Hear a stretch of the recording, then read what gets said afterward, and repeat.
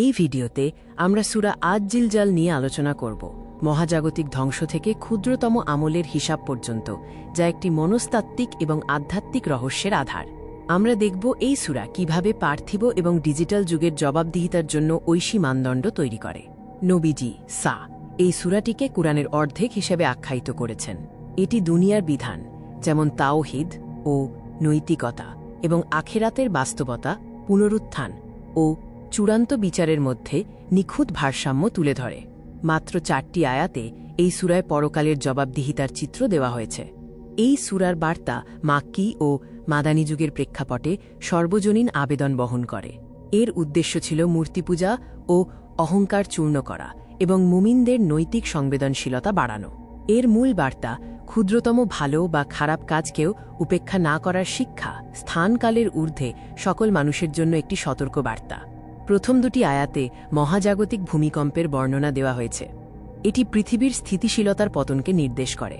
এই মহাপ্রলয় আমাদের শিক্ষা দেয় যে আমরা যে ক্ষমতা বা পার্থিব স্থায়িত্বের উপর নির্ভর করি তা কত ভঙ্গুর। মহাজাগতিক ও ভূমিকম্পের সময়েরও পৃথিবী তার সমস্ত ভার বের করে দেবে। এর 3টি অর্থ: মৃতদের পুনরুত্থান, মাটির নিচে লুকানো সম্পদ প্রকাশ এবং গোপন কাজ বা পাপের কথা স্বীকার। পৃথিবী তার শেষ দিনের সমস্ত লুকানো সত্য উন্মোচন করিবে।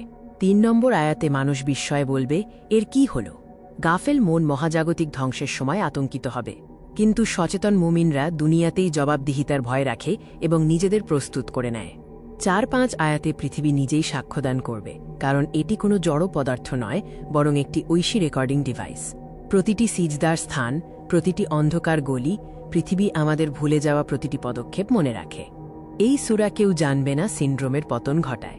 আমরা যখন একা থাকি তখন মনে করি কেউ আমাদের দেখছে না, কিন্তু ঐশী বাস্তবতা, ইহসান, হল আল্লাহ এবং তাঁর সৃষ্টি সর্বদা দেখছেন। আপনার সততা হল সেই কাজ যা আপনি তখন করেন যখন কেউ আপনাকে দেখছে না। 6 নম্বর আয়াতে মহাবিখণ্ডনের কথা বলা হয়েছে। সেদিন মানুষ ভিন্ন ভিন্ন দলে বিভক্ত হয়ে বের হবে।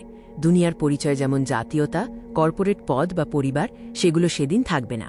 আখেরাতে প্রত্যেক ব্যক্তি সম্পূর্ণ একা, আত্মিক পরিচয় নিয়ে দাঁড়াবে। বিচার দিবসে আমাদের জীবনের সিনেম্যাটিক প্রদর্শন হবে।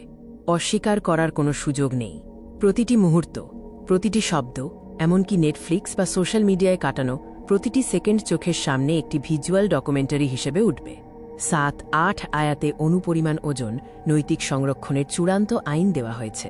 মহাবিশ্বে কোনো নৈতিক কাজই হারিয়ে যায় না। একটি ছোট হাসি, রাস্তা থেকে কিছু বস্তু সরিয়ে দেওয়া, এগুলোও ভালো কাজের চূড়ান্ত বিচারের পাল্লায় আসতে পারে। ইখলাস বা বিশুদ্ধ নিয়তের শক্তি অপরিসীম। লোক দেখানো কাজের কোনো মূল্য থাকবে না।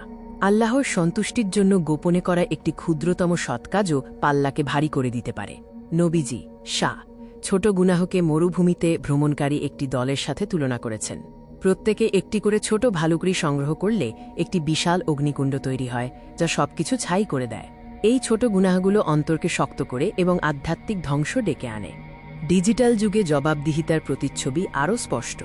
আধুনিক সার্ভার বা ডাটাবেস থেকে তথ্য ম্যানিপুলেট বা ডিলিট করা যায়, কিন্তু ঐশী সার্ভারে কোনো ডিলিট বাটন নেই। বিচার দিনের কঠিন কাঠগড়ায় দাঁড়ানোর আগেই ক্ষতিপূরণ ও ক্ষমা চেয়ে নেওয়া বুদ্ধিমানের কাজ। সূরা আজ-জিলজালের শেষ 2টি আয়াত শোনার পর এক বেদুইন সাহাবী বলেছিলেন, আমার জীবনের দিক নির্দেশনার জন্য এতটুকুই যথেষ্ট।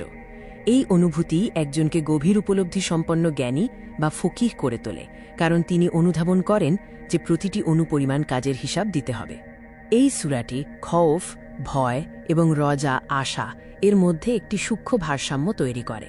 আল্লাহর ক্রোধ বা বিচার নিয়ে খৌফ মানুষকে অহংকার থেকে বাঁচায়, আর তাঁর ক্ষমা এবং পুরস্কারের ওপর রজা বা আশা হতাশাকে দূর করে। সূরা আজ-জিলজাল আমাদের শেখায় যে পৃথিবীতে কোনো কিছুই তুচ্ছ নয়। আমাদের প্রতিটি পদক্ষেপ, প্রতিটি কথা এবং প্রতিটি দেখা জিনিস অনন্তকালের জন্য সংরক্ষিত হচ্ছে। এই সূরা ক্ষণস্থায়ী সফলতা থেকে আমাদের দৃষ্টিকে চিরস্থায়ী বাস্তবতার দিকে ফিরিয়ে আনে।